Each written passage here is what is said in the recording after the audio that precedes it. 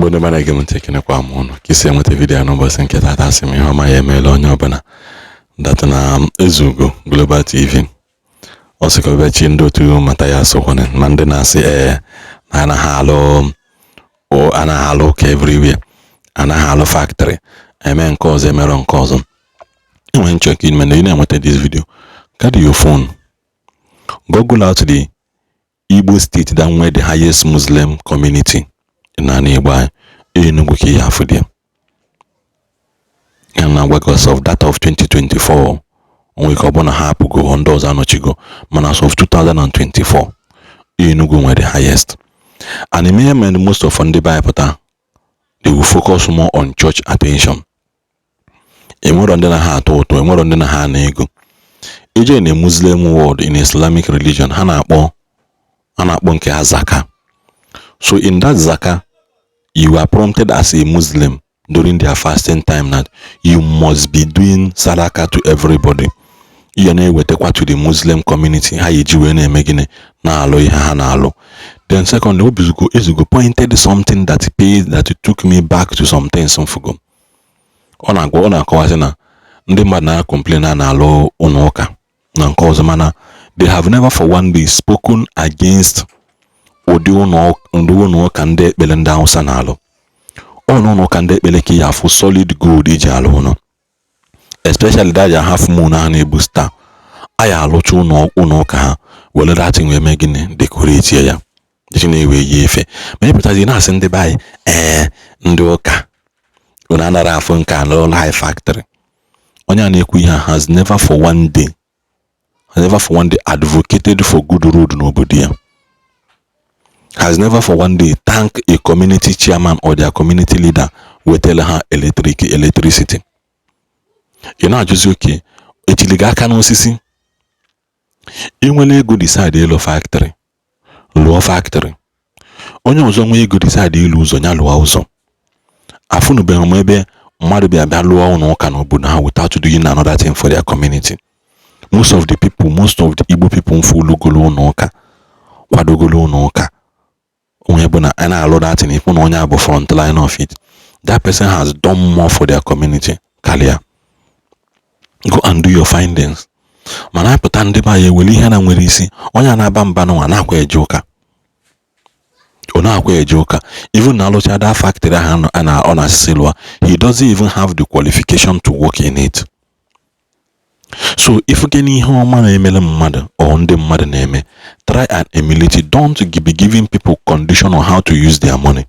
Don't be giving people condition ka ha si eme gịnị ka ha si eli ego ọ ka ha si eme ihe gbasara ha, because most of the time niile anyị na-ekwu ihe ndị na ọbụla chọrọ develop be ha ji ike ihe ha na-eme wee na-develop be ha.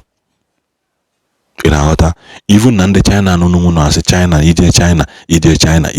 ije na civilian world jee dị ka ịfụ even in our society today mụ na gana bụ nene ball jee ka ịfụ mini players ya bụ ha nye go dedicate Jesus ha kpọọ Jesus Christ na their post ha akpọ nke ọzọ jee dị ka ịfụ ka ha si emebe ha ka ha si eme in their religion affair. So na Australia na-enwe major Christians ka hụ mahụ 2 days ago ka onye na-eti isi ana bịa open fire on them na Australia. Go and check your phone, open fire on people na-emele onwe ha ihe ndị be ha. Ọ bụrụ onye na-eti isi ana bịa meele ha that kind of thing, mepe open fire on them gbuo about more than 10 people. Ya na-agwa gị 2 days ago ka ọ ka mere eme. Ya na-agwa na Christianity is a religion of peace. Ewepụ Christianity n'obodo a amara m ike isi n'anya ka anyị dị mụ na gị na-abụ na-aghọta. So the next video Ezugo mee enwezikwa ihe ọzọ unu chọọ ikwu tinye ya na comment section ka ọ dịkwa na mgbe ọzọ ndị be anyị. When you karịchara m ụfụ ka ndị agha awụ I post to have video of church. I post to have video of church or post to have video of investment mmadụ melu either for their own pleasure. If you are done, why not build factory and employ people? Why not build factory and employ people? Especially now only post to church. I will go munu bolo ne guno na. Okay ma ibelibe mmadụ aha mokworu na odala ibelibe. mana mgbe ije chekie na akwụkwọ Iberiberism chapter 1 verse 1 iwe mmalụ na ịdara iberibe ka ọ na-ịda iberibe. Mgbe ibe tolulu factory niile ọlụlụ mechaa got to the level of inwe a private seaport na Nigeria ebe he did not discuss with anybody. He did not announce it.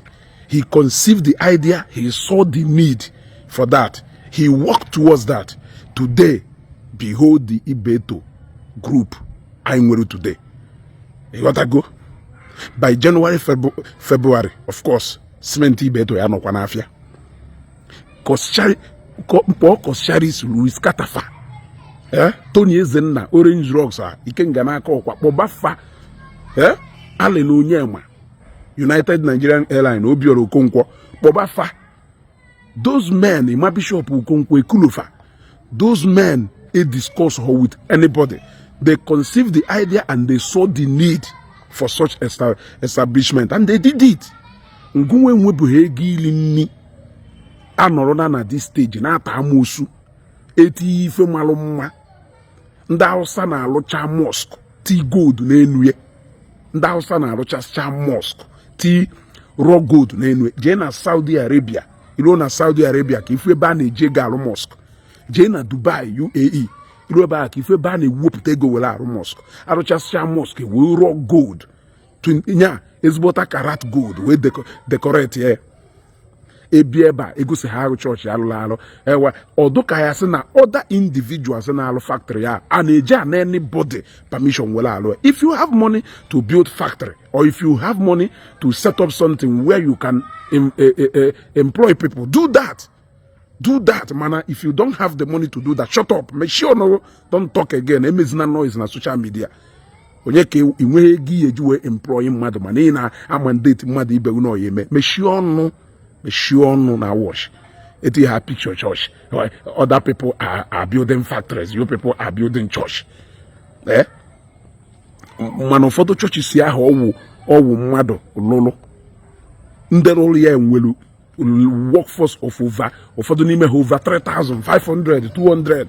Ngụnwa even sales girl inwe na shop ihe kwa akwụnye ya ụgwọ. Ụmụ boys have ihe kwesịtụrụ ha mana ifu ha ebe etiri church. Bidogodo in your own little way. You cannot.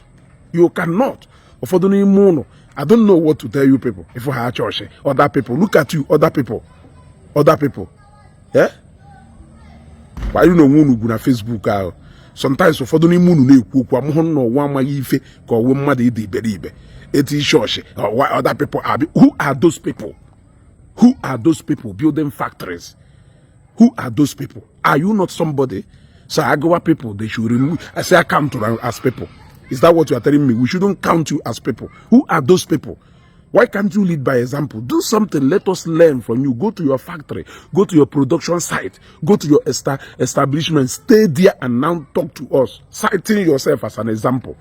Otherwise, I don't know who those people you are referring to. I'm on na hengwelo balone na obala na agba na mmiri na agba ngwa na ahụ. Ndala ndelileli. dailylely.com ụfọdụ n'ime ụlọ dachi iberibe daye n'enu n'ana. If you have a picture, other people are building factories. Those people are more ndị ha na ngụnwa nwanne maka ọ na ịhụ mmadụ.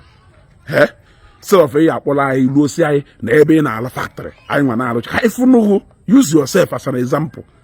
Ịmaha ebe your next meal ya ada abịa, yet you are talking about factory.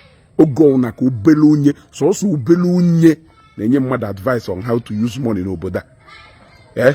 Egi nweta little one balago na akpa onwe ife ifugoro iji eme, but ị ya da advice onye kpagidoro nke obu ibu ma onye decide ife ọ ya eji nke ewe eme enye advice ife ọ ya eji ego me. Edo that kind of wise wee hapụ ibuild be na money. Dị iberibe.